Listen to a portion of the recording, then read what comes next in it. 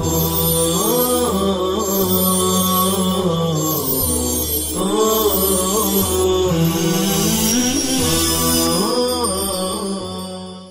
الله الرحمن الرحيم. الحمد لله رب العالمين والعاقبة للمتقين والصلاة والسلام على سيد الأنبياء والمرسلين سيدنا وحبيبنا وحبيب رب العالمين محمد وعلى آله وأصحابه إلى يوم الدين. أما بعد، قال الله تبارك وتعالى في كتابه المجيد والفرقان الحميد: فأعوذ بالله من الشيطان الرجيم. بسم الله الرحمن الرحيم. فخلف من بعدهم خلف أضاعوا الصلاة واتبعوا الشهوات فسوف يلقون غيا. وقال تبارك وتعالى: لا تجد قوما يؤمنون بالله. وقال النبي صلى الله عليه وسلم عن ابن عباس رضي الله عنه: الإسلام والسلطان توأمان لا يصلح أحد إلا بصاحبه، فالإسلام أس والسلطان حارس، أو كما قال رسول الله صلی اللہ علیہ وسلم. سب سے پہلے ہم اس رب کریم کا شکر ادا کرتے ہیں جس نے ہمیں ایمان اور اسلام جیسی عظیم نعمت سے مالا مال کیا. اس کے بعد ہم اللہ کا شکر ادا کرتے ہیں کہ اللہ رب العزت نے دنیا کے بہترین مشغلے خیرکم من تعلم القرآن وعلمہ، کہ تم میں سب سے بہتر وہ ہے جو قرآن کو سیکھے اور سکھائے. اس مشغلے کے لیے اللہ رب العزت نے ہمیں قبول کیا. اب چونکہ ہم انتہائی تاریک دور سے گزر رہے ہیں، اس لیے بار بار ہمیں اپنی کوتاہیوں پر نظر کرنے کی ضرورت پڑتی ہے. ہمیں یہ دیکھنے کی ضرورت پڑتی ہے کہ ہمارے ارد گرد دنیا میں کیا ہو رہا ہے اور ہم کہاں کھڑے ہیں، ہمارا ماضی کیا تھا، ہمارا حال کیا ہے، اور اگر ہم اسی طریقے سے غفلت اور لاپرواہی سے زندگی گزارتے رہے تو اس صورت میں ہمارا اور ہماری نسلوں کا مستقبل کیسا ہوگا.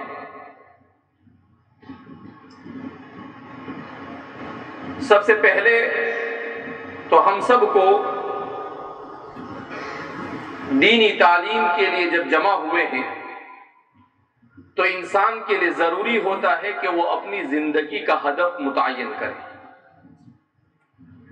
کہ ہم میں سے ہر ایک کے سامنے اپنی زندگی کا ہدف اور ٹارگیٹ ہونا چاہیے کہ وہ اس دنیا میں اور یہاں پر کیوں آیا ہے اور اسے کیا کرنا ہے. اس لیے کہ شاہ ولی اللہ صاحب محدث دہلوی رحمۃ اللہ علیہ فرماتے ہیں کہ انسان یہ بدنی کی طبع واقع ہوا ہے، دوسرے جانوروں کی طرح نہیں کہ بھوک لگی کسی کھیت میں چلے گئے، کھا لیا، بھوک ختم ہو گئی. انسان کے ساتھ دو زندگی لگی ہوئی ہے، ایک اس کی دنیاوی زندگی اور دوسری اس کی اخروی زندگی. جو انسان صرف اپنی دنیاوی زندگی کو اپنا مطمع نظر بناتا ہے وہ ناکام انسان ہے، اور جو انسان اپنی اخروی زندگی کو اپنا مطمع نظر بناتا ہے اور اسی کے مطابق اپنی دنیاوی زندگی کو گزارتا ہے تو کتاب و سنت کی روشنی میں وہ کامیاب ہے. لہذا اس بنا پر ہمیں اپنے بارے میں یہ سوچنا ہوگا کہ ہمیں کس جانب جانا ہے. اس لیے کہ دنیا کے موجودہ حالات اب ہمیں اس بات کی اجازت نہیں دیتے ہیں کہ ہم غفلت کی نیند سوتے رہیں۔ سب سے پہلے تو ہمیں یہ دیکھنا ہے کہ ہماری اپنی کوتاہی کا سبب کیا ہے، کیا وجہ ہے کہ ہم مدرسے میں آتے ہیں، صبح سے شام تک ایک ہی آواز گونجتی ہے، قال اللہ اور قال رسول اللہ صلی اللہ علیہ وسلم، مگر اس کے باوجود ہماری زندگی پر اس کا جو اثر مرتب ہونا چاہیے وہ مرتب نہیں ہوتا ہے۔ ہم میں اور دوسرے لوگوں میں کوئی فرق نہیں، ان کو بھی نماز پڑھنا بھاری پڑتا ہے اور ہمارے لیے بھی نماز بوجھل ہے، انہیں بھی قرآن پڑھنا بہت گنا گزرتا ہے، ہمارے لیے بھی قرآن پڑھنا بہت مشکل ہو جاتا ہے، ان کے لیے بھی ذکر اللہ بہت مشکل ہے، ہمارے لیے بھی ذکر اللہ مشکل ہے۔ تو کیا وجہ ہے کہ ایک نورانی ماحول میں ہونے کے باوجود ہماری طبیعت میں نور کیوں نہیں آتی؟ وہ دنیاوی زندگی گزارنے والے، بازاروں میں رہنے والے، کھیتوں میں رہنے والے، دنیا کے پیچھے دوڑنے والے، وہ تو اپنے ماحول سے متاثر ہو کر دنیا میں مست ہے، مگر ہم اتنے نورانی ماحول میں ہونے کے باوجود بھی کیا وجہ ہے کہ ہمارے دل نہیں لگتے؟ قرآن کریم کی آیت کریمہ نے اسی کو بیان کیا، فَخَلَفَ مِن بَعْدِهِمْ خَلْفٌ اضاعوا الصلاة واتبعوا الشهوات فسوف يلقون غيا۔ قرآن کریم کہتا ہے، یہ آیت کریمہ قرآن کریم نے سورہ مریم میں بیان کی، اور اس سے پہلے قرآن کریم نے حضرت ادریس، حضرت اسماعیل، حضرت ابراہیم، حضرت مریم، حضرت عیسیٰ، حضرت زکریا، حضرت یحییٰ، اتنے سارے انبیاء کرام علیہ السلام کا تذکرہ کیا،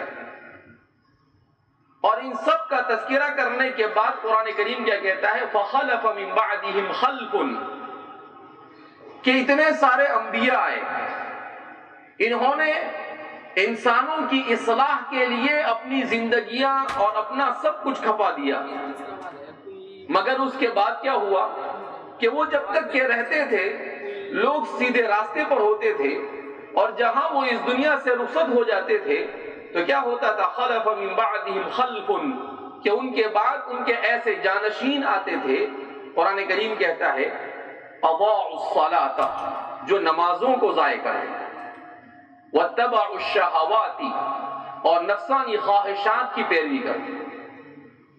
تو یہاں پر رک کر ہمارے مفسرین ایک نقطہ نکالتے ہیں کہ انسان کو خواہشات نفسانی کے فتنے میں مبتلا انسان کب ہوتا ہے،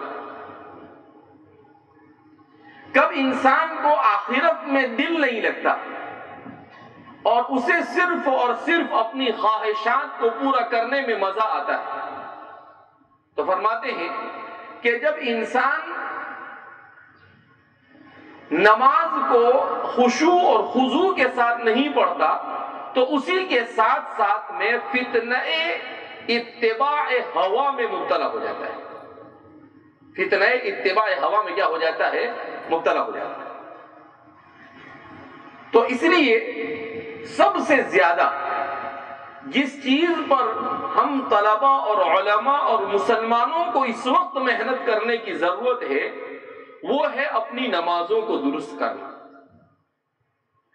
ہماری نمازیں درست نہیں، وہ قبول نہیں ہوتی، جب وہ قبول نہیں ہوتی ہے تو پڑھنا نہ پڑھنا دونوں برابر، جب پڑھنا نہ پڑھنا دونوں برابر، تو قرآن کریم کیا کہتا ہے، ان الصلاۃ تنہی عن الفحشاء والمنکر، جب نماز نہیں پڑھی تو تنہا عن الفحشاء والمنکر نہیں پایا گیا، کیونکہ پڑھی ہم نے مگر نہیں پڑھی، یعنی ظاہری صورت کے اعتبار سے، شکل کے اعتبار سے تو پڑھ لی، مگر ہماری نماز کیا ہے، کَنُقْرَةِ الْغُرَابِ، کوے کے چونچ مارنے کی طرح۔ زبردستی آپ کو گھسیٹ گھسیٹ کر لائے، مسجد میں آ گئے، مسجد میں آئے، اب کھڑے ہیں تو کہیں گے مرتا کیا نہ کرتا، زبردستی پڑھ رہے نماز، امام صاحب کیا پڑھ رہے ہیں اس کا بھی پتہ نہیں، کچھ پتہ نہیں، بس ہے واحد حاضر جمع غائب، واحد حاضر جمع غائب، یعنی بدن حاضر ہے اور دل اور دماغ غائب، تسنیہ بھی جمع کے درجے میں ہوتا ہے، تو اس کو کہتے ہیں واحد حاضر جمع غائب۔ جب ایسی نماز ہوتی ہے تو پھر وہ نماز منہ پر مار دی جاتی ہے، وہ نماز عند اللہ مقبول نہیں ہوتی۔ جب وہ مقبول نہیں ہوتی ہے تو پھر اس کا اثر کیا مرتب ہوتا ہے زندگی پر؟ فَاتَّبَعُوا الشَّهَوَاتِ، کس میں مبتلا ہو جاتا ہے؟ اب جب شہوات میں مبتلا ہو جاتا ہے، گناہوں میں مبتلا ہو جاتا ہے اور پھر اس کے بعد توبہ نہیں کرتا تو اس میں پھنستا چلا جاتا ہے۔ اسی لیے ہمارے بزرگان دین فرماتے ہیں کہ گناہ شروع میں یہ مکڑی کی جال کی طرح ہوتا ہے۔ کیسے ہوتا ہے؟ لیکن جب انسان گناہ کا عادی بن جاتا ہے تو وہ جہاز کے لنگر کی طرح ہو جاتا ہے۔ کس کی طرح ہو جاتا ہے؟ جہاز کا لنگر سمجھتے ہیں نا، جہاز چونکہ پانی میں چلتا ہے وہ خود بڑا وزنی ہوتا ہے، ہزاروں ٹن کا ہوتا ہے، جب اسے کہیں پر بیچ پانی میں یا کنارے پر جب روکنے کی ضرورت پڑتی ہے تو بہت وزنی لوہے کا لنگر ہوتا ہے، اسے کیا کر دیا جاتا ہے؟ رسے سے باندھا ہوا ہوتا ہے، اسے چاروں طرف سے پانی میں پھینک دیا جاتا ہے، تو جس کی وجہ سے وہ بیلنس کے ساتھ کیا ہوتا ہے؟ پانی میں رک جاتا ہے، تو وہ انتہائی وزنی ہوتا ہے، اتنے ہزاروں ٹن کے جہاز کو بھی کیا کرتا ہے؟ وہ سنبھال لیتا ہے۔ تو اسی کو کہتے ہیں کہ جب گناہ انسان شروع میں گناہ کرنا شروع کرتا ہے تو یہ مکڑی کی جال کی طرح ہوتا ہے، بڑی آسانی سے انسان اگر توبہ کر لے وے، استغفار کر لے وے تو چھوٹ جاتا ہے، لیکن انسان کو جب گناہ کرتے کرتے اس میں لذت محسوس ہونے لگ جاتی ہے تو پھر وہ توبہ نہیں کرتا، اور جب توبہ نہیں کرتا ہے تو پھر جیسے لنگر کی وجہ سے جہاز ہل نہیں سکتا، ایسے ہی انسان گناہوں سے ہل نہیں سکتا اور گناہوں پر جم جاتا ہے اور نیکی کی طرف آ نہیں سکتا ہے۔ لہذا سب سے پہلے جس چیز کی اصلاح کی ضرورت ہے ہمارے معاشرے میں وہ ہے نماز۔ اسی لیے حدیث پاک میں نبی کریم صلی اللہ علیہ وسلم نے ارشاد فرمایا اول ما یرفع عن امتی، ایسا ہی مفہوم ہے کہ میری امت میں سب سے پہلی وہ چیز جو اٹھا دی جائے گی وہ ہے الخشوع فی الصلاۃ، نماز میں خشوع اور خضوع کا۔ نماز میں خشوع اور خضوع جب ختم ہو جائے گا تو دشمن آسانی کے ساتھ امت پر کیا ہو جائے گا؟ مسلط ہو جائے گا، پھر کوئی چیز اسے روک نہیں سکتی ہے۔ اس وقت جن حالات سے ہم گزر رہے ہیں یہ بڑے بدترین حالات ہیں، اور اگر ہم اسی غفلت کے ساتھ گزرتے رہے تو حالات اس سے بھی زیادہ بدتر ہو سکتے ہیں۔ ابھی 2 دن پہلے میں سفر میں تھا تو مجھے بتلایا وہاں پر کچھ لوگوں نے کہ صورتحال ایسی بدترین ہے مولانا کہ ہر ضلع میں ہندوستان کے روزانہ 25-50 مسلمان لڑکیاں غیر مسلموں سے شادی کر رہی ہیں، ہر ضلع میں، ہر ضلع میں۔ اور کہا کسی کو کچھ پڑی نہیں، ماں باپ کو بھی کوئی فکر نہیں، علماء کو بھی کوئی فکر نہیں، بااثر لوگوں کو بھی کوئی فکر نہیں۔ حالانکہ صورتحال یہ ہے کہ کورٹ میرج جب ہوتا ہے تو کورٹ میرج 2-3 دن پہلے ایک لسٹ جاری ہوتی ہے جس لسٹ میں لڑکیوں کے نام ہوتے ہیں کہ انہوں نے کورٹ میرج کے لیے اپلیکیشن کیا ہے، یہ ان کی معلومات ہے۔ ان معلومات کی بنیاد پر ان لڑکیوں کو سمجھایا جا سکتا ہے، مگر کہا کہ کسی کو فکر نہیں۔ بڑی تیزی کے ساتھ یہ ملک، اس ملک کا مسلمان اور خاص طور پر کالج میں پڑھنے والی لڑکیاں، بلکہ اب موبائل آ جانے کے بعد تو چاہے کالج جائے یا نہ جائے ہر قسم کی عورتیں ہماری فتنہ ارتداد کی طرف کیا ہو رہی ہے؟ بڑھتی چلی جا رہی ہے۔ تو یہ ہمارے لیے بڑا سنگین مسئلہ ہے۔ آج لڑکیوں کی باری ہے. کل ظاہر سی بات ہے دنیا کے خاطر بہت سارے نوجوان بھی اس طرح کی حرکت میں کیا ہو جائیں گے, مبتلا ہو جائیں گے. تو اس لیے اب سب سے بڑی ذمہ داری طلباء اور علماء کی, اس لیے کہ امت کی روح یہ کون ہے؟ علماء. امت کی جان کون ہے؟ علماء. جن لوگوں کے پاس دینی علم رہا ہمیشہ امت کو انہوں نے ہی سنبھالا. نبی کریم صلی اللہ علیہ وسلم کے دور مسعود کے بعد جب آپ کی وفات حسرت آیات ہوئی تو سب سے پہلے جس فتنے نے سر اٹھایا اس فتنے کو فتنہ ارتداد کہتے ہیں. فتنہ ارتداد کا جم کر مقابلہ کس نے کیا؟ سیدنا حضرت ابوبکر صدیق رضی اللہ تعالیٰ. اور حضرت ابوبکر صدیق رضی اللہ تعالیٰ عنہ یہ کیا تھے؟ عشر مبشرہ میں سے تھے. ثانی اثنین اذ ہما فی الغار اذ یقول لصاحبہ لا تحزن. قرآن کریم نے جن کو ثانی اثنین اذ ہما فی الغار اذ یقول لصاحبہ لا تحزن، تو صاحب سے مراد کون ہے؟ سیدنا حضرت ابوبکر صدیق رضی اللہ تعالیٰ عنہ. تو آپ نے اس فتنے کا مقابلہ کیا. آپ دین کے اعتبار سے، علم دین کے اعتبار سے بڑے مضبوط تھے. اسی لیے میں نے دیلمی کی روایت کردہ حضرت عبداللہ بن عباس کا ایک قول نقل کیا. بعض حضرات نے کہا حدیث مرفوع ہے، بعض نے کہا حدیث موقوف ہے، جس میں حضرت عبداللہ بن عباس رضی اللہ تعالیٰ عنہ فرماتے ہیں الاسلام والسلطان توأمانی. اسلام اور سیاست اور حکومت یہ دونوں توأمان ہیں. توأمان کس کو کہتے ہیں؟ جڑوا بھائی. توأمان کس کو کہتے ہیں؟ جڑوا. کہا کہ دونوں جڑوا بھائی. لا يصلح احد الا بصاحبہ. کہا ان میں سے ہر ایک کو دوسرے کی ضرورت ہے. نہیں صحیح ہو سکتا ہے، نہیں اصلاح پا سکتا ہے ایک مگر دوسرے کے ساتھ. کیا مطلب؟ کہ اگر اسلام نہیں ہوگا، صرف سلطنت ہوگی تب بھی بڑا خسارہ ہے، اور اگر صرف اسلام ہوگا اور سلطنت نہیں ہوگی مسلمانوں کے پاس تب بھی بڑا خسارہ ہے. اسی لیے آگے فرماتے ہیں عبداللہ بن عباس رضی اللہ تعالیٰ عنہ فالاسلام اسٌ والسلطان حارس. کہ اسلام یہ بنیاد ہے. اسلام یہ کیا ہے؟ بنیاد ہے. اسن کا مطلب مضبوط بنیاد ہے. والسلطان حارس، اور سلطنت اور بادشاہت یہ کیا ہے؟ اس کا چوکیدار ہے. اس کا کیا ہے؟ چوکیدار ہے. اور پھر آگے روایت میں فرماتے ہیں کہ اگر اذا لا اس لہ، اگر بنیاد نہیں ہوگی، تعمیر نہیں ہوگی، تو ظاہر سی بات ہے سلطنت کیا ہو جائے گی؟ بیکار ہو جائے گی. اور اگر سلطنت نہیں ہوگی تو بنیاد بھی صحیح باقی نہیں رہے گی. تو اس لیے فرماتے ہیں کہ ہم لوگوں نے جس طرح سے اپنے آپ کو امت کے اجتماعی مسائل سے کاٹ کر رکھ دیا ہے، اور ہم یہ سمجھتے ہیں کہ ملا کی دوڑ مسجد تک، کہ ملا کیا ہے؟ صرف مسجد تک، اور کیا کرے گا؟ یہ ایک غلط ضرب المثل ہے جو ہمارے معاشرے میں کیا کی گئی ہے؟ پھیلائی گئی ہے. نہیں، اس کا پس منظر ہے پورا کہ ایسا کیوں کیا گیا.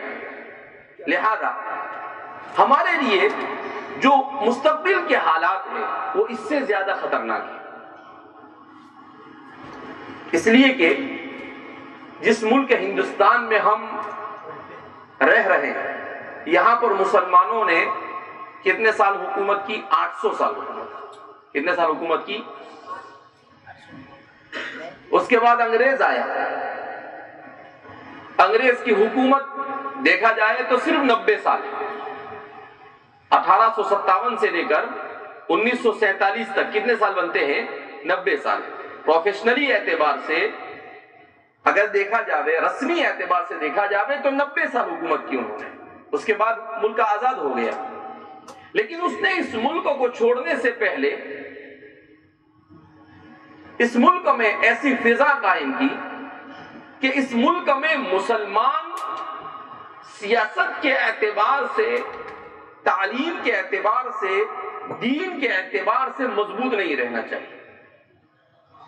ایسے پلان بنا کر گیا. کیوں؟ اس کو معلوم تھا کہ دنیا میں سب سے بڑا مسلمانوں کا پاپولیشن، مسلمانوں کی آبادی اگر کہیں پر ہے تو کہاں پر ہے؟ ہندوستان کا. یہاں کا مسلمان اگر مضبوط ہوگا تو اس مسلمان کے مضبوط ہونے کا اثر پوری دنیا پر پڑے گا. اس کا اثر کس پر ہوگا؟ پوری دنیا پر.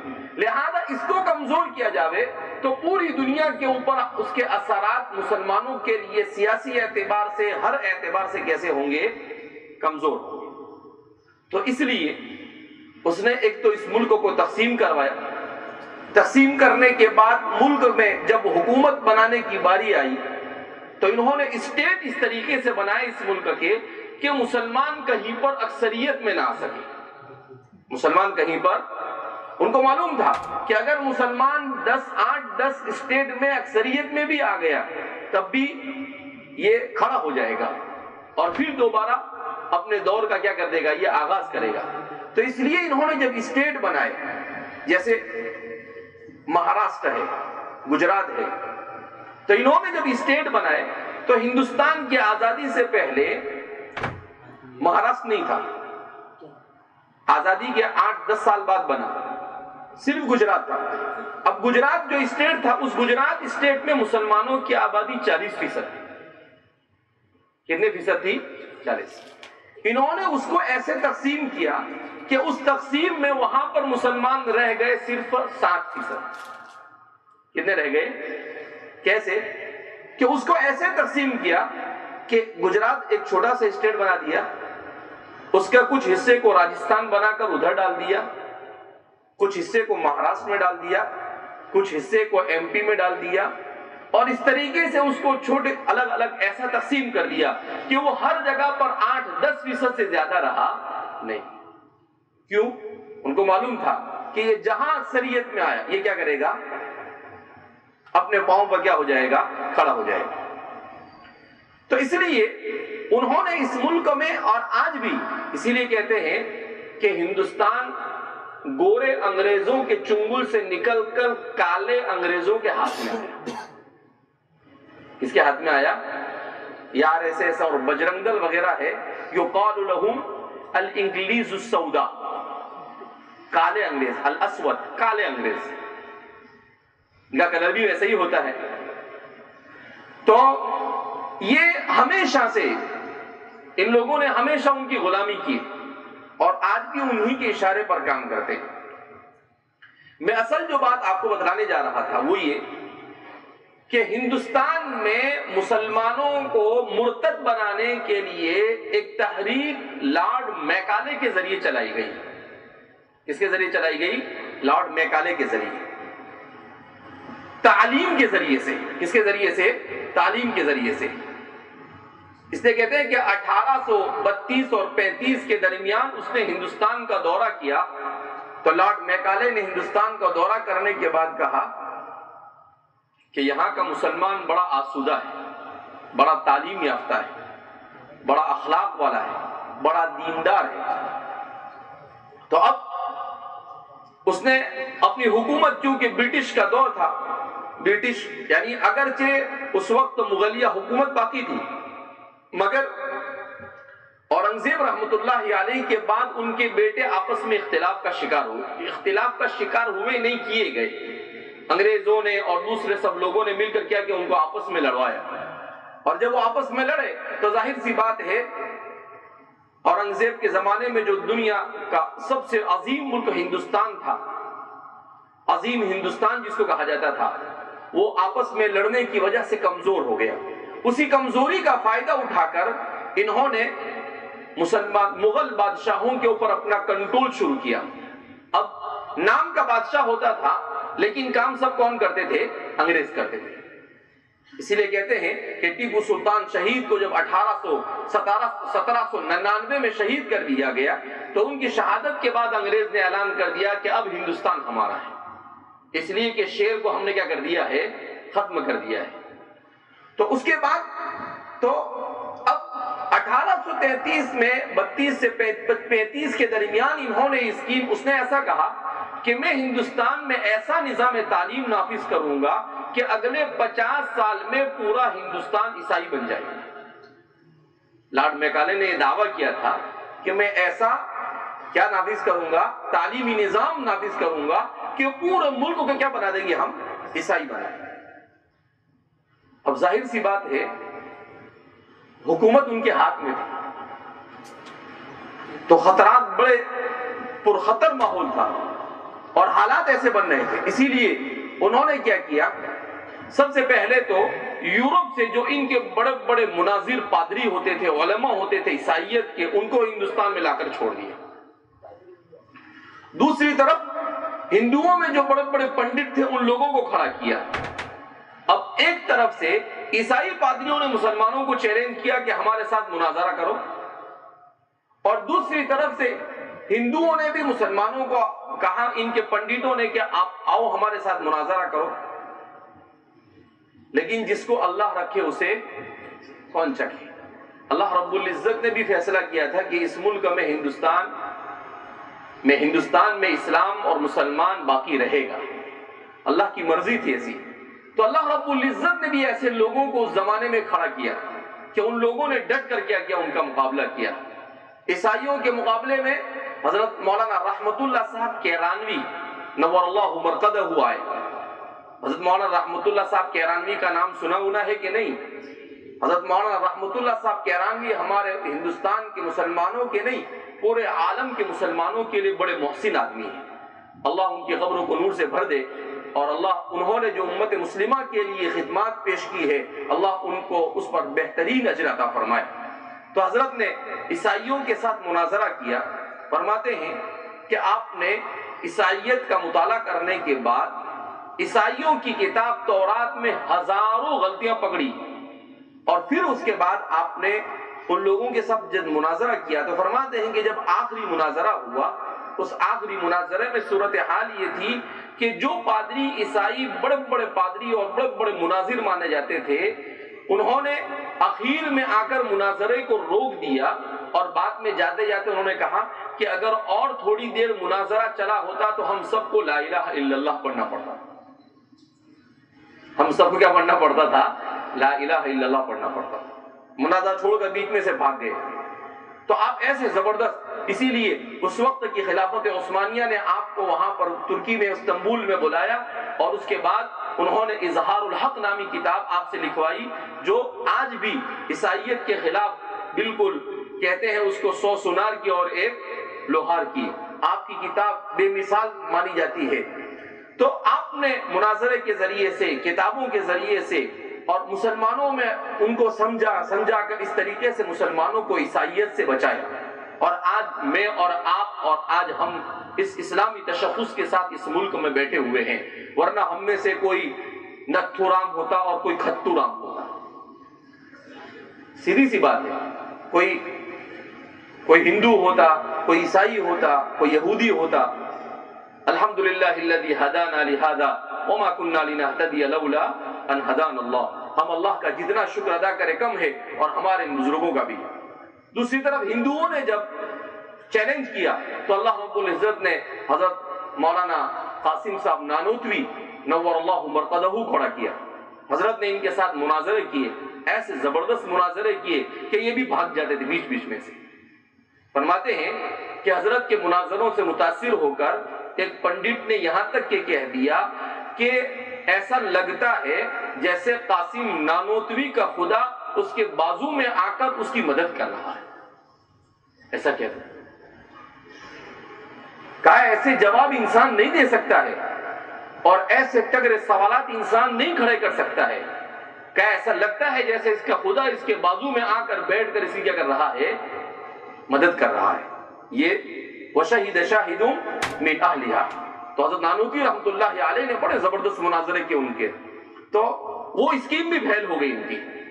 تو پھر اس کے بعد یہ تیسری اسکیم لائے تھے، اور اس اسکیم میں کہ تعلیم کے ذریعے سے پورے ملک کو کیا بنا دیا جاوے، عیسائی بنا دیا جاوے یا سیکولر بنا دیا جاوے۔ تو اس موقع پر بھی آپ دیکھ رہے ہیں، ہر موقع پر تاریخ دور میں بھی کون امت کو سنبھال رہا ہے؟ علماء۔ کون سنبھال رہا ہے؟ علماء۔ تو پھر اللہ رب العزت نے فرماتے ہیں کہ جب انہوں نے تعلیم کے ذریعے سے پورے ملک کو کہیں پر راجا رام موہن رائے کو ہندوؤں کو عیسائی بنانے اور سیکولر بنانے اور ملحد بنانے کے لیے استعمال کیا، تو دوسری طرف ہمارے فرقے میں سے سر سید اور دوسرے لوگوں کو انہوں نے کھڑا کیا. لیکن اللہ رب العزت نے اس موقع پر بھی مسلمانوں کی دستگیری کی، اور حضرت مولانا قاسم صاحب نانوتوی، حضرت مولانا رشید احمد گنگوہی، حضرت مولانا ذوالفقار صاحب دیوبندی اور اس جیسے لوگ یہ کھڑے ہوئے، اور انہوں نے حضرت مولانا عابد صاحب، اور انہوں نے کھڑے ہونے کے بعد دارالعلوم دیوبند کی بنیاد ڈالی. اور اس طریقے سے اس ملک میں تعلیم کے ذریعے سے الحاد بے دینی کو لانے کی کوشش کی گئی. اس فتنے کو بھی ہمارے علماء نے کیا کیا؟ روکا.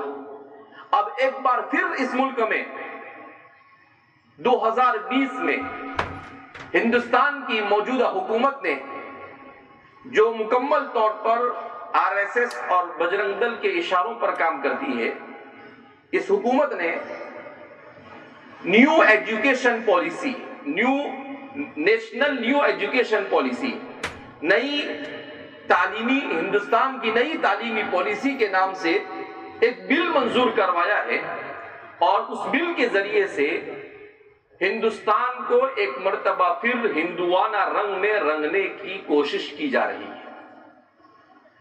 اور اس تعلیم کے ذریعے سے گویا کہ نصاب تعلیم میں سنسکرت کو اہمیت دی جا رہی ہے، اردو زبان کو کنارے پر لگائی جا رہی ہے، فارسی اور عربی زبان کا کہیں پر کوئی تذکرہ نہیں کیا جا رہا ہے، اور ان کی جو عبادتیں ہیں اس کو نصاب کا حصہ بنایا جا رہا ہے، جیسے یوگا کرنا اور اس طرح کی چیزوں کو. تو اس طرح کی ساری چیزیں اس میں اس طرح سے شامل کی گئی ہے کہ اس کا مقابلہ کرنا اب ہندوستان کے مسلمانوں کے لیے اپنی اولین ترجیح ہو چکا ہے. اس لیے کہ جس وقت انہوں نے اس پالیسی کو بنانے کے بعد ہندوستان کے لوگوں کے سامنے پیش کیا، اس وقت ہمارے لوگوں کو جیسی حرکت کرنی چاہیے ویسی حرکت نہیں کی.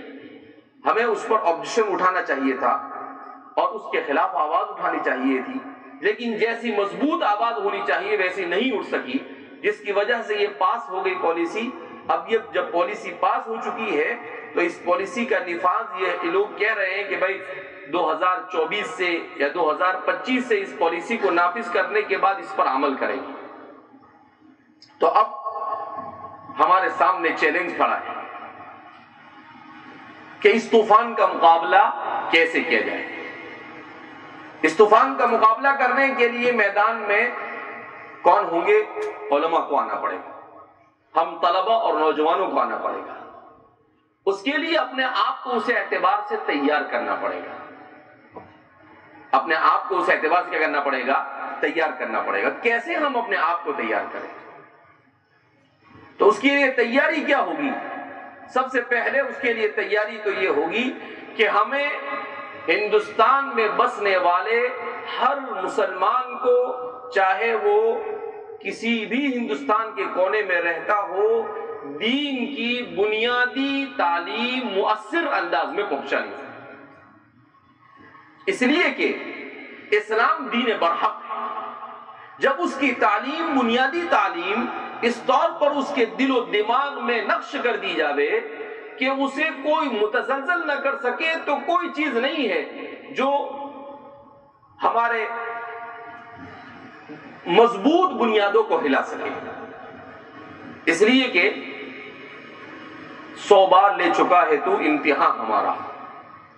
ایسا نہیں ہے کہ مسلمانوں کے ساتھ ایسے حالات پہلی بار آئے. تاریخ میں تاتاریوں کے زمانے میں امام ابن کثیر نے لکھا ہے کہ ایسا کہتے تھے لوگ اس زمانے میں کہ اب تو دنیا سے اسلام کیا ہو جائے گا؟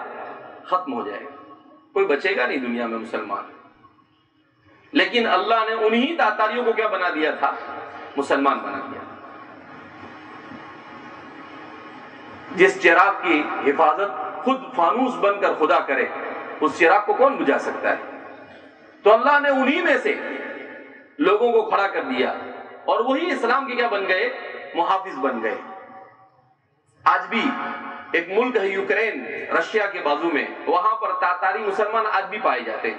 ہمارے ایک دوست وہاں پر گئے تھے، وہ بتا رہے تھے کہ ہم نے ان کو دیکھا اور ہم نے کہا کہ آج بھی دینی تعلیم پر بڑے مضبوطی کے ساتھ جمے ہوئے.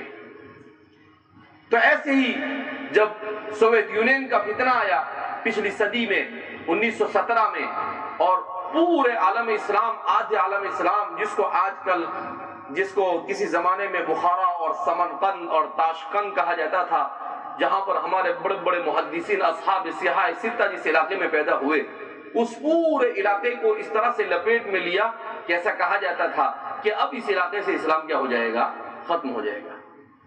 لیکن الحمدللہ افغانستان کے مجاہدین کے ہاتھوں روس کو شکست ہوئی، اور پھر جب وہ ٹکڑے ٹکڑے ہوا تو جتنی ریاستیں وجود میں آئی اس میں سے زیادہ تر ریاستیں کون سی تھی؟ مسلمانوں کی ریاستیں. اس کی ریاستیں تھی مسلمانوں کی ریاستیں. تو اس لیے حالات تو آتے ہیں، لیکن حالات کا مقابلہ کرنے کے لیے پہلے سے تیاری کرنا یہ ضروری ہوتا ہے. تو اس کے لیے جہاں پر ہماری ذمہ داری یہ بنتی ہے کہ ان حالات کا مقابلہ کرنے کے لیے ہم اپنے آپ کو کیسے تیار کریں، تو سب سے پہلے تو اپنی علمی استعداد کو مضبوط کرنا ہوگا. اپنی علمی استعداد کو کیا بننا پڑے گا؟ مضبوط. اپنے آپ کو صلاح اور تقوی کا حامل بنانا پڑے گا. ایسا نہیں کہ آپ کو زبردستی دھکے مار کر لائے تو مسجد میں آئے، نہیں. نماز آپ کی طبیعت ثانیہ بن جانی چاہیے. کوئی آپ کو بلائے یا نہ بلائے، کوئی آپ کو کہے یا نہ کہے، خود بخود اذان ہوئی، بلکہ اذان سے پہلے آپ کے پاؤں چل کر مسجد کی طرف آ جانے چاہیے. حضرات صحابہ کرام رضوان اللہ تعالی مجمعین، نبی کریم صلی اللہ علیہ وسلم نے ان کی تربیت اور تعلیم ایسی کی کہ کیا ہوتا تھا، کوئی نماز کے لیے اٹھانے جاتا تھا، ان کو کوئی اٹھانے جاتا، خود ہی آ جاتے تھے. اور مسجد میں آ کر، وہ ہمارے جیسی مسجد بھی نہیں تھی، نہ پنکھے تھے، نہ فرش تھا، نہ چٹائی تھی، نہ کچھ نہیں تھا وہاں. وہ کیا تھی؟ مسجد نبی، نبی کریم صلی اللہ علیہ وسلم کے زمانے کی. نیچے مٹی تھی اور کھجور کے تنے تھے اور اوپر کھجور کے پتے تھے. یہ ہے اللہ کے رسول صلی اللہ علیہ وسلم کے زمانے کی مسجد. تو مگر اس کے باوجود وہ اگرچہ دکھنے میں کچی تھی مگر روحانی اعتبار سے بڑی مضبوط تھی. آج ہماری مسجدیں دکھنے میں تو کیسی ہے؟ بڑی مضبوط اور خوبصورت اور اچھی اور فیسلٹی ہے سب اس میں، مگر اللہ کے رسول صلی اللہ علیہ وسلم نے قیامت کی نشانیوں میں سے بیان کیا کہ بڑی بڑی مسجدیں اور عالیشان مسجدیں بنائی جائے گی، لیکن حضور فرماتے ہیں وہ ویران مسجدیں ہوں گی، اس میں اللہ کا ذکر نہیں کیا جائے گا. نماز پڑھنے والے ہوں گے کہ ہزاروں نماز پڑھنے والوں میں ایک بھی ایسا نہیں ہوگا جو خشوع اور خضوع کے ساتھ نماز پڑھنے والا ہے. اللہ کے رسول صلی اللہ علیہ وسلم کے سامنے یہ سارے حالات کر دیے گئے. تو اس لیے تو سب سے پہلے ہمیں اپنے آپ کو صلاح اور تقوی کا کیا بنانا پڑے گا؟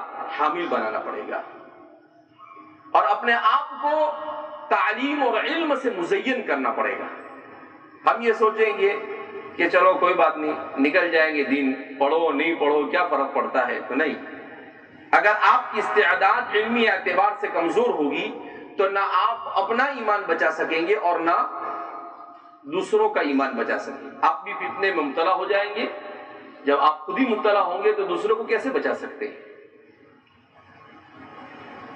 تو ایک طرف ہندوستان کے ایسی صورتحال میں ہمیں اپنے آپ کو، اب جیسا کہ میں نے پہلے ہی کہہ دیا کہ اپنی نمازوں کو درست کریں، قرآن کریم سے اپنا دل لگائیں، قرآن کی تلاوت. الحمدللہ ہمارے کتب کے جو طلبہ ہیں ان میں سے تقریباً 70-75% بچے کیا ہوتے ہیں؟ حافظ ہوتے ہیں. قرآن پڑھنا کوئی ان کے لیے مشکل نہیں، چلتے پھرتے آدمی قرآن پڑھ سکتا ہے. ایک پارہ 2 پارے پڑھنا کوئی مشکل نہیں. حضرات صحابہ کرام رضوان اللہ تعالیٰ مجمعین کا معمول یہ تھا کہ صحابہ میں کم سے کم قرآن کی تلاوت کتنی ہوتی تھی؟ 1 ہفتے میں قرآن پورا ہو جائے. کم سے کم تلاوت کرنے والے کون تھے؟ یہ کم سے کم تلاوت. جو قرآن کی منزلیں ہیں 7 منزلیں، تو وہ اسی لیے ہمارے علماء نے لکھا ہے کہ اگر آدمی 30 سے 40 دن میں اگر قرآن کو ختم نہیں کرتا ہے تو یہ محروم القسمت ہے. اور ہمارے یہاں تو رمضان میں تراویح کے لیے کھولتے ہیں پھر 27 28 کو جب تراویح ختم ہو کے جو بند کیا تو پھر رجب میں رمضان کی تیاری کے لیے حافظ قرآن کھولتا ہے۔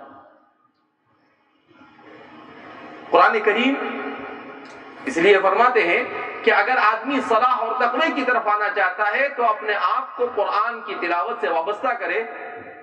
لوگوں نے لکھا ہے، بزرگان دین نے، کہ آدمی جتنا اپنے آپ کو قرآن کی تلاوت سے وابستہ کرے گا، دل سے قرآن کی تلاوت کرے گا، دنیا اور آخرت کی خوبیاں خود بخود اس کے پاس جمع ہوتی چلی جائیں گی، چاروں طرف سے جمع ہونے لگے گی۔ فرماتے کہ اس سے انسان کے وقت میں برکت ہوتی ہے، اس سے انسان کے عمل میں برکت ہوتی ہے، اس سے انسان کو اللہ رب العزت روزی میں برکت دیتا ہے، اس سے انسان کی عزت میں برکت ہوتی ہے۔ اور کیوں قرآن سے برکت نہیں ہوگی؟ وہ اللہ کا کلام ہے۔ وہ کس کا کلام ہے؟ اللہ کا کلام ہے۔ حضرت اکرمہ بن ابی جہل، ان کے والد کون تھے؟ ابو جہل، ابو جہل کے بیٹے۔ وہ جب مسلمان ہو گئے تو مسلمان ہونے کے بعد قرآن کے ساتھ ان کو ایسا عشق ہو گیا، ایسی محبت ہو گئی، تو فرماتے ہیں کہ اگر قرآن کے لکھا ہوا ورق مل جاتا، 2-4 صفحے مل جاتے، تو اس کو اپنے سینے سے لگاتے اور کہتے ہاذا کلام ربی، ہاذا کتاب ربی۔ اس کو اپنے سر پر رکھتے اور کہتے ہاذا کلام ربی، ہاذا کتاب ربی۔ خالد بن ولید رضی اللہ تعالیٰ عنہ کے بارے میں آتا ہے کہ جب وہ کسی کو قرآن پڑھتا ہوا دیکھتے تو اپنی تلوار کو کوستے تھے اور کہتے تھے اس تلوار کی وجہ سے ہم تیری تلاوت سے کیا ہو گئے؟ پیچھے رہ گئے، جبکہ وہ ہمارے جیسے تو نہیں تھے، ایسا سب کے بعد بھی قرآن پڑھتے تھے، مگر اس کے باوجود۔ تو اس لیے قرآن کریم سے وابستگی یہ امت کے لیے بہت ضروری ہے۔ جب تک کہ ہمارا علماء اور طلباء کا طبقہ قرآن سے وابستہ نہیں ہوگا، وہاں تک کہ اس کی اصلاح کی اور اس کے صلاح کی امید کی جا سکتی نہیں، اس میں خیر اور بھلائی کی امید نہیں کی جا سکتی ہے۔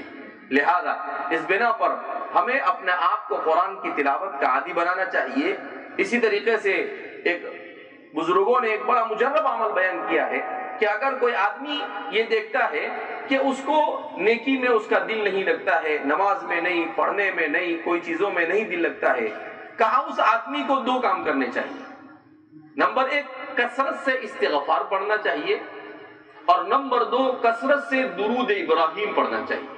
یا تو صرف درود پڑھے صلی اللہ علیہ وسلم، یا پھر اللہم صلی علی محمد وعلی آل محمد، جو درود ابراہیم ہے جو نماز میں پڑھا جاتا ہے اس کو پڑھے۔ کہا اس کو جو آدمی کثرت سے پڑھتا ہے تو اس آدمی کے لیے توفیق کے دروازے کیا کر دیے جاتے ہیں؟ کھول دیے جاتے ہیں، اور اس کو نورانی، اس لیے کہ حضرت شیخ زکریا رحمۃ اللہ علیہ نے فضائل درود میں لکھا ہے کہ درود شریف ایک ایسی عبادت ہے جو بغیر اخلاص کے بھی قبول ہوتی ہے۔ حضرت عجیب بات لکھی ہے، کہا درود شریف ایک ایسی عبادت ہے جو بغیر اخلاص کی بھی قبول، کہا ریاکاری سے پڑھو تب بھی قبول ہوگی، بغیر اخلاص کے پڑھو تب بھی قبول ہوگی، بغیر دل لگائے پڑھو تب بھی قبول ہوگی۔ کہا کوئی پوچھے گا ایسے کیسے؟ کہا اس لیے کہ درود کا مطلب یہ ہے کہ امت کا فرد اللہ سے یہ کہتا ہے کہ یہ تحفہ ہے جو میرے رسول کو دے دے۔ کیا کہتا ہے؟ یہ تحفہ ہے میری طرف سے جو آپ میرے رسول کو پہنچا دیجئے۔ تو کہا کہ اللہ کے رسول تو اللہ کے حبیب ہے، اللہ کو جو تحفہ دیا جاوے کہ بھئی اللہ کے رسول کو پہنچائیے، تو اللہ کیسے اس کو ٹھکرا سکتے ہیں کہ نہیں تیرا تحفہ نہیں چاہیے؟ تو اس لیے کہا اس کو اگر آدمی ریاکاری سے پڑھے، دل نہ لگے، تب بھی اس کو پڑھتا رہے، تب بھی وہ قبول ہوتا ہے۔ تو کہا کہ حضرت فرماتے تھے کہ یہ ایک عبادت مجھے ایسی نظر آئی جو بغیر اخلاص کے بھی کیا ہو جاتی ہے؟ قبول ہو جاتی ہے۔ لوگ کس اور بالکل آپ نے صحیح بات بیان فرمائی کہ بھئی اللہ کیسے اپنے حبیب کے ہدیے کو کیا کر دے گا؟ ٹھکرا دے گا کہ بھئی نہیں چاہیے میرے کو۔ جب اسلام میں منع ہے کہ مومن کے حقوق میں سے ایک دوسرے کے مسلمان پر حق یہ ہے کہ اگر وہ ہدیہ دے تو اس کے ہدیے کو کیا کر لے، قبول کر لے۔ تو ظاہر سی بات ہے اللہ کے رسول کا ہدیہ اگر امتی بھیجے تو اللہ کیسے اس کو ٹھکرا سکتا ہے؟ اس لیے ہمیں اپنے آپ کو درود کا کیا بنانا چاہیے؟ عادی بنانا چاہیے۔ اگر ہم کثرت سے درود شریف پڑھیں گے، کثرت سے آپس میں سلام کریں گے، قرآن کی تلاوت کریں گے، تو اللہ کی ذات سے امید ہے کہ پڑھنے میں بھی دل لگے گا، نماز میں بھی دل لگے گا، مسجد میں بھی دل لگے گا۔ مسجد میں بیٹھ کر دنیاوی باتیں کرنا من اکبر الکبائر ہے، بہت بڑا گناہ ہے۔ بار بار ہمارے طلباء کو یہ بات کہی جاتی ہے مگر سمجھ میں نہیں آتی ہے۔ کہتے ہیں تو 2-4 دن تک کے چارجنگ رہتا ہے ان کا، اور پھر اس کے بعد پھر باتیں شروع کر دیتے۔ نہیں، ایسا ماحول بننا چاہیے کہ مسجد میں آ گئے بس ختم ہو گئی بات۔ بعض روایتوں میں آتا ہے کہ مسجد میں باتیں کرنا یہ اتنا بڑا جرم ہے کہ انسان کی نیکیوں کو آگ کی طرح کھا جاتا ہے۔ بعض روایتوں میں اگرچہ اس روایت پر کلام ہے، لیکن ایسا آتا ہے کہ جب بندہ مسجد میں بات کرتا ہے تو پہلی مرتبہ فرشتہ اس سے کہتا ہے، کیا کہتا ہے؟ اسکت یا حبیب اللہ، اے اللہ کے پیارے خاموش ہو جا، پہلی مرتبہ۔ پھر جب دوسری مرتبہ پھر وہ باتیں کرتا ہوا دیکھتا ہے تو کیا کہتا ہے؟ اسکت یا بغیض اللہ، اے اللہ کے ناپسندیدہ بندے خاموش ہو جا۔ پھر بھی اگر وہ خاموش نہیں ہوتا ہے تو وہ کہتا ہے کہ اسکت یا عدو اللہ، اے اللہ کے دشمن خاموش ہو جا۔ اور پھر بھی وہ خاموش نہیں ہوتا ہے تو وہ کہتا ہے کہ لعنت اللہ علیک، اللہ کی لعنت ہو تجھ پر۔ فرشتہ اس کے لیے بد دعا کرتا ہے۔ تو اس لیے بعض بزرگوں کے بارے میں آتا ہے کہ وہ مسجد میں دنیاوی بات ایک لفظ نہیں کرتے تھے۔ اگر ان کو دنیاوی بات کرنے کی ضرورت پڑتی تھی، چاہے 2 جملے کیوں نہ ہو، تو جس سے بات کرنے کی ضرورت ہوتی تھی اس کو باہر لے کر مسجد سے باہر جاتے تھے، 2 بات کہتے تھے اور واپس مسجد میں آئے تھے۔ لیکن مسجد میں دنیاوی بات نہیں کرتے تھے، اور ہم تو مسجد میں شور مچاتے ہیں۔ حدیث پاک میں نبی کریم صلی اللہ علیہ وسلم نے ارشاد فرمایا کہ قیامت کی نشانیوں میں سے یہ ہے کہ قیامت سے پہلے پہلے مسجد میں آئیں گے لوگ مگر اللہ کا ذکر نہیں کریں گے، دنیاوی باتیں کریں گے۔ آج ہم یہی دیکھ رہے ہیں ہمارے اتنے اچھے ماحول میں، یہاں کون سا کسی کو بزنس کرنا ہے کہ کچھ کرنا ہے جو ہم باتیں، لیکن پتہ نہیں ہمارے طلباء کے پاس باتوں کا اتنا اسٹاک ہے کہ پورا ہی نہیں ہوتا ہے۔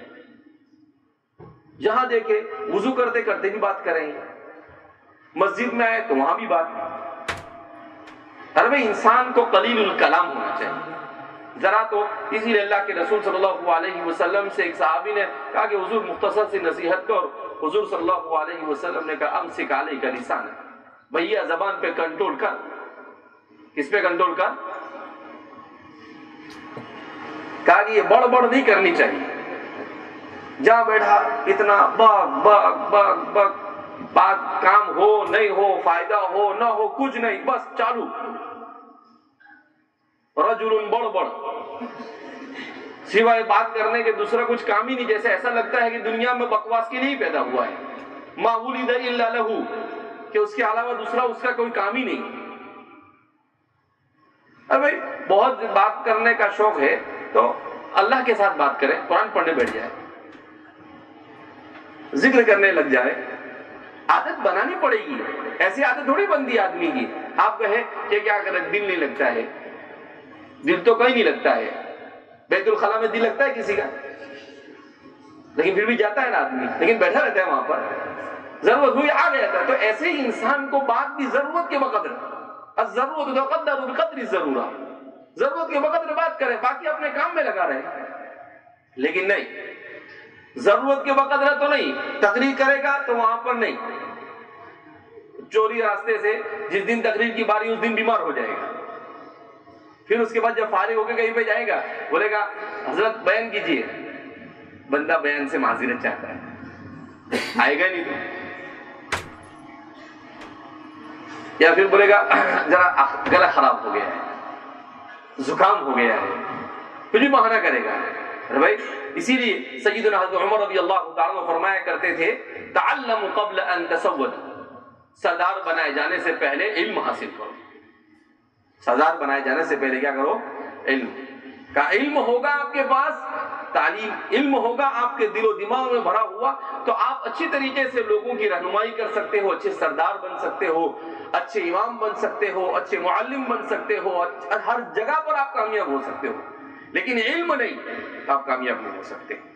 اس لیے ہمارے طلباء کو مطالعے کا عادی ہونا چاہیے. نہیں ان کو کیا ہے، پیسے آئے تو لاری، چلو نئی نئی لاری آئی ہے اب تو جا کے ٹیسٹ کر دے. ارے بھائی کھائے گا تو کہاں جائے گا، فضلہ بن کے باہر آ جائے گا. بھئی انسان کا پیٹ تو اللہ کے رسول صلی اللہ علیہ وسلم فرماتے لا یملأ بطنہ الا التراب، جب تک کہ مٹی میں جائے گا نہیں وہاں تک یہ بھرنے والا نہیں. لیکن انسان کا کمال یہ ہے کہ بھئی لقیمات تقمن صلبک، چند لقمے جس سے تیری کمر سیدھی ہو سکے. لیکن نہیں، یہ تو یہاں تک کھانے کا چاہیے. یہ تو اچھا ہے کہ اللہ رب العزت نے اونٹ کی طرح کوہن نہیں بنایا انسان کو. یہ تو حافظ صمد کو اگر 40 دیگ بناتے تو 80 دیگ بنانی پڑتی تھی. وہ اونٹ جو ہوتا ہے نا اس کو کوہن ہوتی ہے، کوہن ہوتی ہے نا اوپر، وہ اس کی ٹنکی ہے. تو کہتے ہیں کہ اونٹ جب پانی پیتا ہے تو پہلے خود پانی پی لیتا ہے اور پھر پانی پینے کے بعد اپنی کوہان کے اندر میں اسٹاک کرتا ہے. تو اگر اس کو پانی ایک ہفتے تک نہ دیا جاوے تو وہ انڈر گراؤنڈ وہیں سے اوپر سے اندر میں لے لیتا ہے. اللہ نے اس کو ایسا بنایا. تو میں نے جب یہ پڑھا تو میں نے کہا کہ اچھا ہوا اللہ نے انسان کے ساتھ ایسا نہیں کیا. نہیں تو یہ کہیں پر بھی دعوت کھانے کے لیے جاتا تو پہلے کھاتا اور پھر اوپر اسٹاک کر لیتا. کبھی اچھا بنا ہوا ہوتا تو پہلے کھاتا اور پھر اوپر جا کے کیا کر لیتا، اسٹاک کر لیتا. اللہ کو معلوم تھا کہ یہ زیادہ ہی بدماشی کرے گا، اس لیے اللہ نے کہا یہ سسٹم اس کو نہیں چلے گا، یہ سسٹم اس کو چلے گا نہیں. اور اللہ تیرا احسان ہے تو نے نہیں کیا ایسا، نہیں تو مسئلہ ہو جاتا. تو کوئی دعوت بھی دیتا نہیں کسی کو. دعوت دینے سے پہلے سوچتا کہ ابھی اس کو بولنا پڑے گا کہ بھائی صرف پیٹ تک کھائیو، اوپر مت بھریو. اب اوپر بھرے گا بھی تو کون دیکھنے جائے گا وہاں پر. اس لیے دیکھتے نا کہ کچھ لوگ ہوتے ہیں معاشرے کے اندر میں بہت کھاتے ہیں تو ان کو جلدی کوئی دعوت بھی نہیں دیتا ہے. بولے بھائی یہ تو بہت کھاؤ گے. وہ ہم لوگ پڑھتے تھے، ہمارے پڑھنے کے زمانے میں ہمارے والدہ نے کہا کہ بھائی محرم میں روزہ ہے تو کہا کہ تمہاری کلاس والوں کو آج افطاری گھر پہ کرائیں. میں نے ہماری والدہ سے کہا کہ دیکھو افطاری تو آپ کرا رہے ہیں لیکن سوچ لینا. تو وہ بولے کیوں؟ میں نے کہا عقل یا عقل بہت زیادہ ہوتا ہے ان کا. میں نے کہا دیکھو کلاس میں اگر 30 بندے ہیں تو آپ کو 40 سے 50 آدمی کو سمجھ کے چلنے کا. تو وہ میرے اوپر غصہ ہو گیا، بولے بیوقوف جیسی باتیں کرتا ہے، اتنا کھاتا ہے کیا دنیا میں؟ میں نے کہا یہ اتنا ہی کھاتے ہیں. میں نے کہا نہیں، اگر 30 کا بنا ہے نا تو گھٹ جائے گا، میں کچھ جانوں گا نہیں. بہرحال انہوں نے بنایا برابر. میں نے کہا کہ میری رائے تو ایسی ہے آپ کو کہ 50 سمجھ کے چلاؤ. 30 ہے وہ کتنے سمجھ کے چلو؟ 50. اب وہ دعوت ہوئی کھانے کے لیے، ان 30 نے 50 کا نہیں گھر والوں کا بھی سب کا کھا گئے.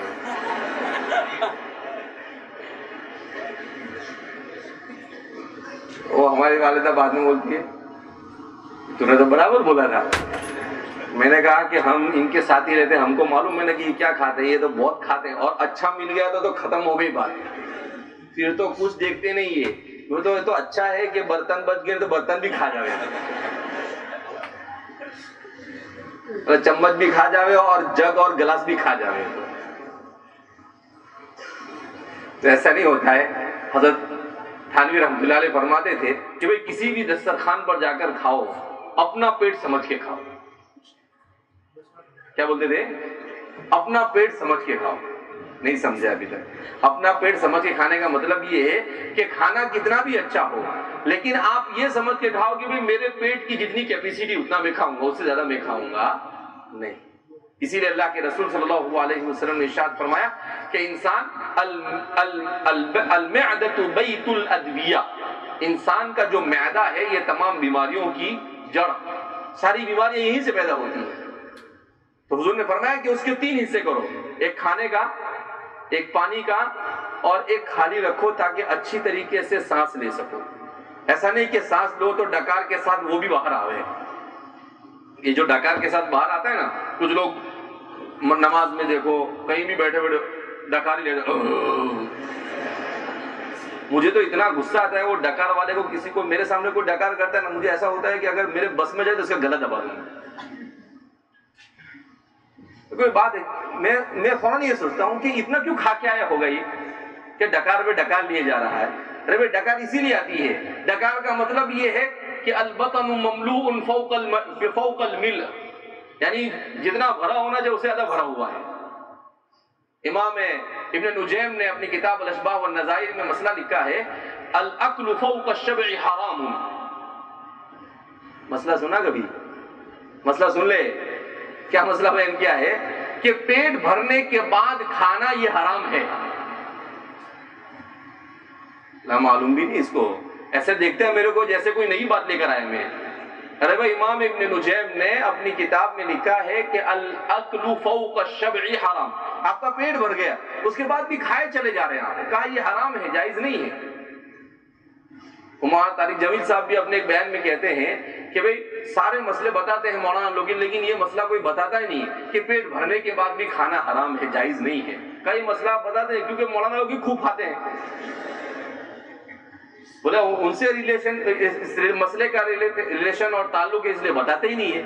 کہا کہ میں بتلاتا ہوں، کہا اس طریقے سے آدمی کو، تو اس لیے دیکھو آدمی کو کھانے پر کنٹرول ہوتا ہے تو نیند پر کنٹرول ہوتا ہے، نیند پر کنٹرول ہوتا ہے تو انسان دنیا میں کچھ کر سکتا ہے۔ ورنہ کیا ہے کہ انسان دنیا میں ایسے ہوتے ہیں کہ کچھ لوگ ایسے ہیں کہ جو کھا پی کے چلے جائیں گے اور اس کے بعد کچھ کریں گے نہیں، اور پھر وہاں جانے کے بعد بھی صرف فرشتوں کی طرف سے ضرب یضربو کے اور کچھ نہیں ہوگا۔ وہاں جا کے فرشتہ بولے گا آجا آجا بہت کھا کے آیا ہے، کیوں اس کو رنگن میں لے تو برابر، اور تو سارا کھانا کیا کر دے گا، وہ نکال دے گا، بولے گا بہت کھاتا تھا، یہ فوق الشبع چلتا رہتا تھا ہمیشہ اس کا۔